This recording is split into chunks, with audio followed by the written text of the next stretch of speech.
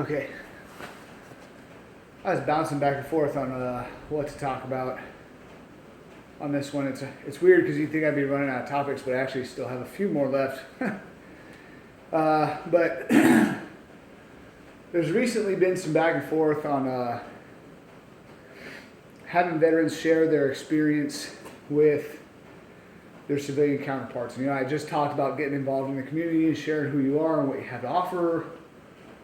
And so there's going to be questions, and people are going to ask you things. Some of them are going to be really extremely inappropriate. And it's going to put you in different types of situations. There are things that you need to be exposed to start your healing process, but things that are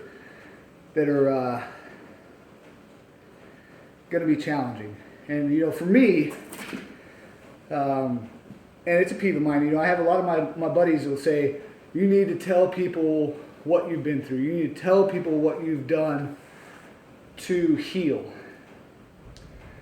And from my perspective and my humble opinion, is I humbly disagree.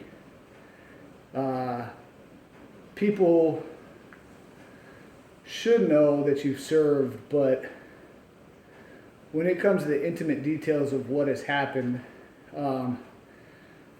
my perspective is that's like what goes on in the bedroom with my wife and I. And I would not tell people about what occurs between my wife and I in our bedroom, because that's private. And the intimacy that occurs during some of the things that we experience in combat is, in my perspective, the same type of intimacy of what it is in the bedroom, although it's totally different types of feelings, emotions, and intimacy. But they are intimate nonetheless. So, I challenge people to share what you've done, share what you've been through. Share, hey, I've done this many deployments, went to this location. I actually find it more rewarding to not let people know necessarily everything. Then a lot of people do talking for me too. So, but if it comes down to knowing what type of person you are.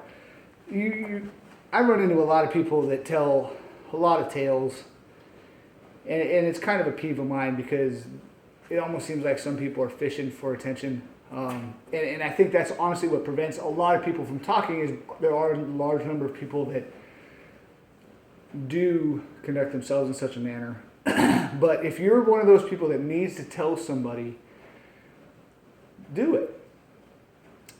It's not going to hurt anyone to share what you've been through, because at the end of the day, you're going to frame it as best you can for them to understand it.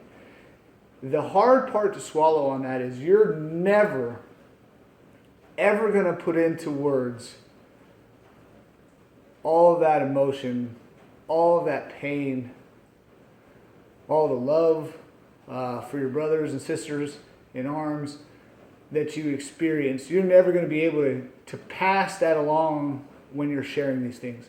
So you're going to have to accept that to some level, but you can at least offer your perspective for your healing if that's what you need to do.